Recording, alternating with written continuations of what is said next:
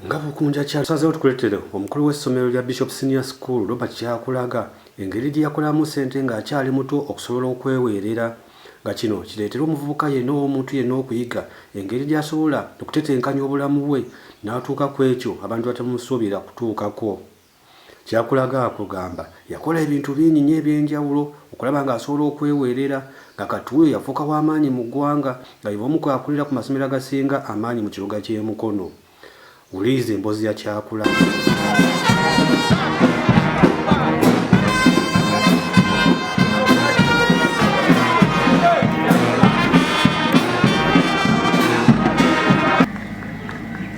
Mumbuze nakola ki to study. I accepted that my parents were poor, and it was not a crime for them to be poor because it was at the time that's what they could afford. After accepting, I had to think beyond the box. Bazadde bange tebalina ssente naye njagala okukola njagala okusoma. And around that time, thinking out of the box, I was looking at a forest around our home, and I saw an opportunity in the forest. I went deep into the forest. I started cutting wood. Nenjocha amanda. Nenfuna fees. Bainoza mugenda kikubira mu ngalo. Because that takes a focus. And why am I speaking it? Because I'm addressing children, I'm addressing youths that are in school and probably they are facing such challenges. And they give up. I did not give up. Nayingira ekibira, nentema amanda, nensasula fizi, paka namala senior 4. Naye mu byonna, I was going into the forest in darkness, late in the night, alone. Naye nga batugamba awaliwo engo. But me, I said, engo teri abanaku. You get it? And for the years I was going to the forest, sasanga kochi, and it did eat me up. Senior 4 finished. A-level, the zigdamu nezikolachi. I saw an opportunity. We had land. I decided to cultivate using my own hands. Nenewerera fizi, nganima kumacha, olwegulu netema, nenfuna fizi, nao nenkola ki, nempitawo. I was still a youth. I could have chosen to go and do dubious things, but I kept my focus on the goal that I wanted to achieve. Nalima, I did all odd jobs allowed by law. Napakasiza abantu, nalima mu nnimiro, nakola bukyonna ekisoboka naye nga kikola ki kikkirizibwa. I'm giving this story because you need to know, to achieve, to get to a point, you need certain characteristics. In the course of digging, tekyali common nnyo kulima certain things in my village.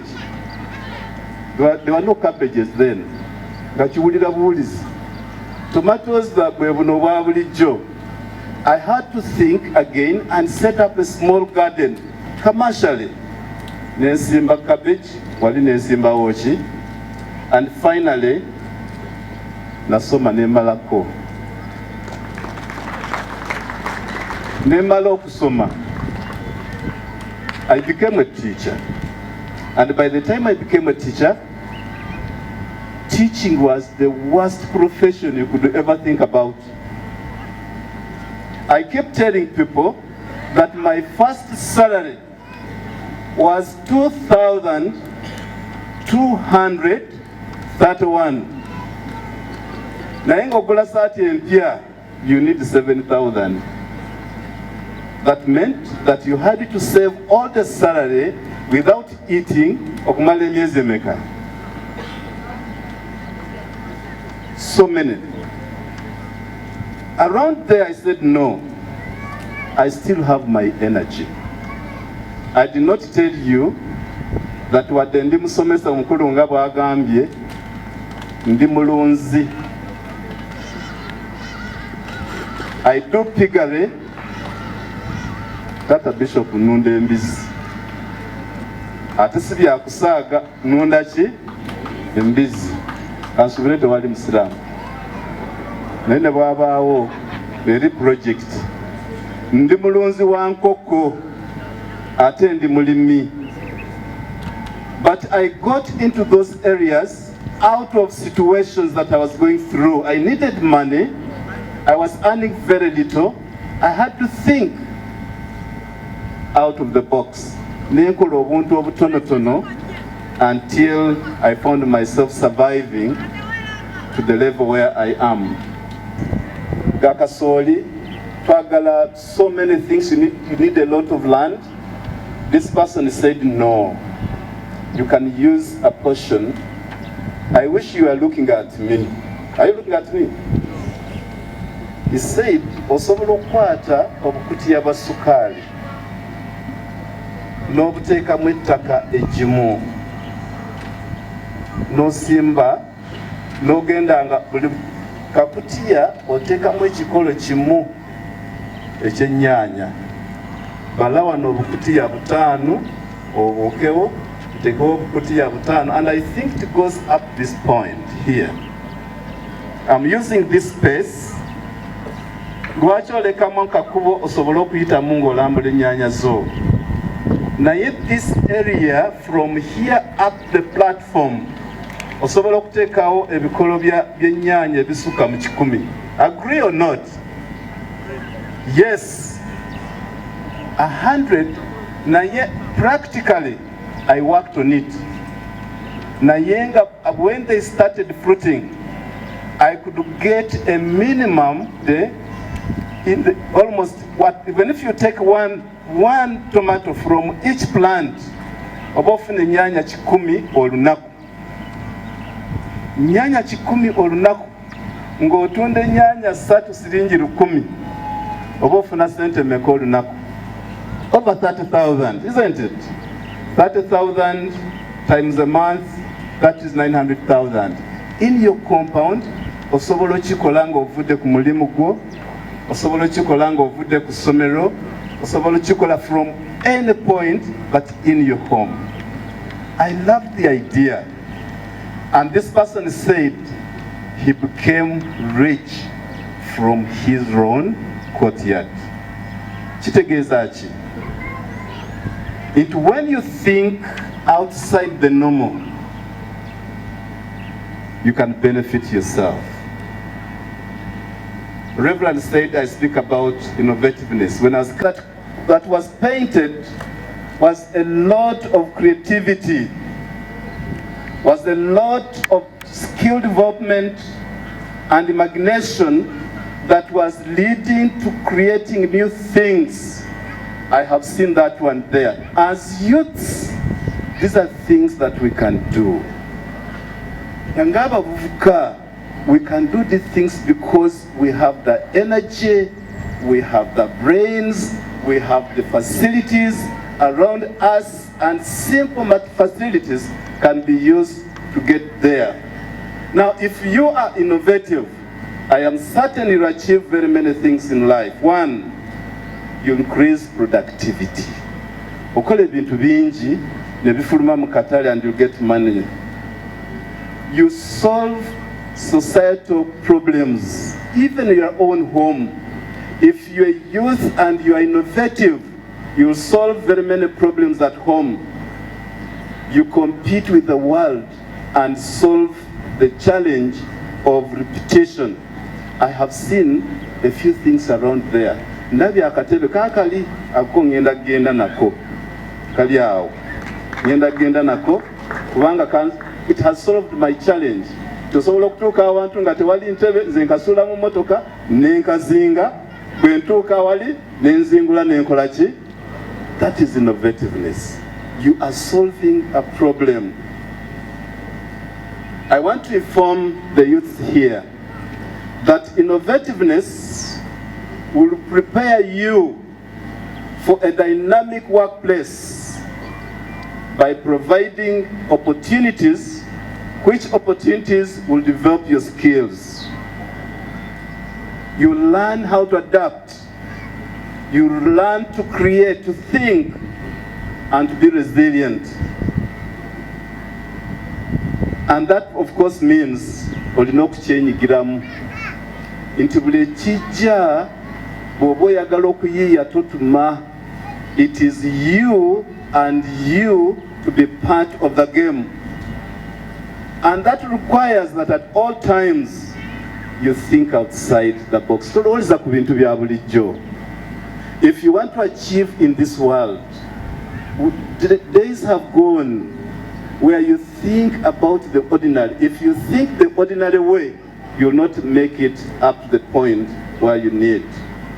You can work as a team, you can work in a group, you can work as an individual, but be part of the game in all ways, and at the end, you'll solve the challenges. I want us to note this, that bye tukoze nga tuteekamu amagezi, nga tuyiiya, which is innovation, should be a timeless pursuit. Tochikola lumu n'okola ki n'okivaako. Keep doing and keep advancing, keep thinking harder, keep consulting. And I also want to say, si ky'abantu ba myaka 18 kugenda waggulu, si ky'abantu ba myaka 10 kupaka. It is for all age, youth and even an adult. Innovativeness should be part of you, because you need to constantly think and get what you want. And for you to do that, can you think about your life and discover your potential? Amaanyi go galiwa. Nze mbadde nkozesa kulima because I discovered my potential, my passion was around there. I have seen someone in the area of electronics. Someone is providing light using solar. Someone is producing so many things that I have seen. Yes, discover your potential. Look at what your passion is. And you'll get there. And when you discover those, please nurture them. Nurture your potential and your talent. And please seek ideas as much as possible.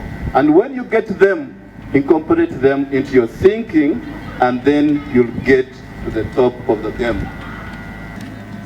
Otulotu okumacha yensibuku yaki yobwavu bw'oba oyagala kubeera mwavu weebake. Sleep and be late for activities. Sleep, go late to the garden. Sleep, go late for work. Sleep and fail to do things. You are going to be poor. N'obwavu bukunyokeko. And if you are hardworking, you must be dependable. Ng'omuntu abeera eri ne baba mukama wo agamba nvuddeyo naye gundi gyali. Are you dependable in the things that you're doing? Oyiyo obuntu no creating and n'ogamba mukama wange tanajja naye twandikoze kino nga bwajja. You initiate activities and actions at the point where you're working. Are you flexible? Olinga muti, olinga robot we watabanyiza switch to tokola certain things. There are people nga ku mulimu gyali agamba ekyo si kyange, si kyange. If you are going to be a hardworking person, accept some level of flexibility. You must be self-motivated. You must be self-motivated. You must be ng'osobola olaba nti kyokola ate okyagala. I keep telling people, whenever you work nga you are grumbling kyeki mu Luganda. Ono tabimanyi alinga nze. Grumbling kyeki okwemulugunya kyekyo. bw'oba ku mulimu ng'okola nga weemulugunya gukumenya ate ebiseera ebisinga you never achieve. You'll keep and remain in the life of grumbling. If you are going to be a hardworking person, be self-motivated. Be a person who has the energy. You have the vibe. You feel the job. Ate ng'oli mugumiikiriza.